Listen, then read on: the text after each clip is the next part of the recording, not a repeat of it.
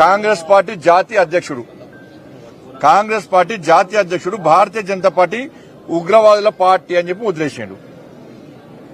ఇలా పాత బస్తులు దాడి జరిగినా మేమే స్పందించాలి, గుజరాత్ లో దాడి జరిగినా మేమే స్పందించాలి, బెంగాల్లో దాడి జరిగినా మేమే స్పందించాలి, కేరళలో దాడి జరిగినా మేమే స్పందించాలి, తమిళనాడులో దాడి జరిగినా మేమే స్పందించాలి, ఇక్కడ ఎక్కడ దాడులు జరిగినా మేమే స్పందించాలి. హిందూ దేవాలయం దాడులు జరిగితే మేము స్పందించాలి.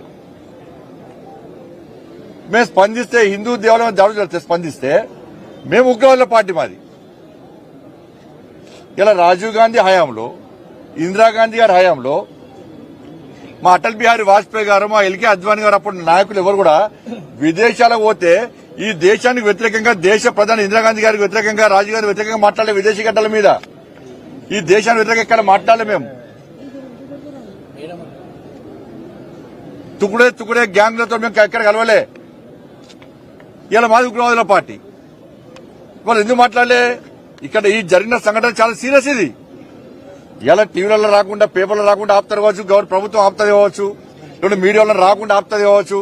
కానీ ఈ దాడి సంఘటన ప్రభుత్వము కఠినంగా వివరించకుంటే పుట్టగతులు ఉండవు. రాసి పెట్టుకోండి, ప్రభుత్వానికి పుట్టగతులు ఉండవు.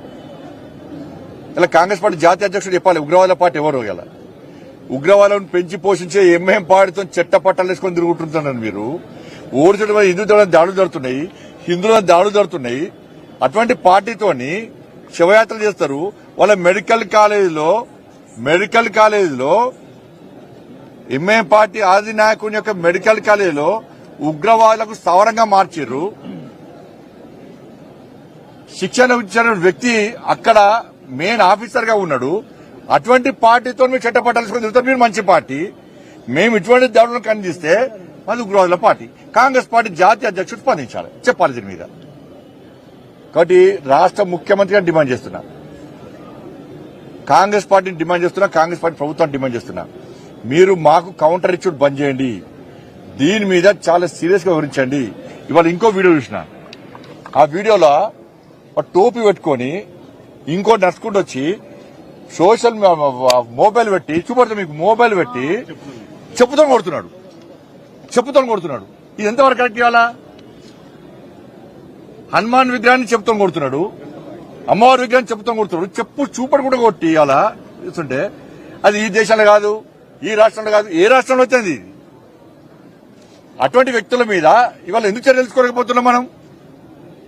ఒక్కసారి సంఘటన జరుగుతుంది, కథం రేపు మన కాముష్ గుడి కట్టిస్తాడు విగ్రహం. మీరు చెప్పలేదు హిందువులేవన్నా? మీరు విగ్రహం పట్టిస్తే పెట్టుకోవడానికి, మీ గుడికి పైసలు తీసుకోవడానికి జరిగిన సంఘటన ఏంది? ఎందుకు జరిగింది? దాని వెనుక ఎవడున్నాడు? దానిలో విచారణ జరపాలి. మీరు బిచ్చం వేస్తే బిచ్చం తీసుకునే పరిస్థితి హిందూ సమాజం లేదు. ఇవాళ వాళ్ళు తలుస్తున్నారు, అనేక సంవత్సరాలుగా ఆరాధ్యంగా భావిస్తున్నారు. ఇవాళ ఎంత విలువలాడాలి, వాళ్ళు ఎంత తలడిల్లిపోవాలి వాళ్ళ సమాజం అంతా కూడా. కాబట్టి దీని మీద ప్రభుత్వము కఠినంగా వివరించే తీరు మీద హిందూ సమాజం నిర్ణయం తీసుకుంటుంది. ప్రభుత్వం కఠినమైన చర్యల మీద, తీసుకునే కఠినమైన చర్యల మీద హిందూ సమాజం దృష్టి పెట్టింది. అలా ప్రభుత్వం ఇటా అటా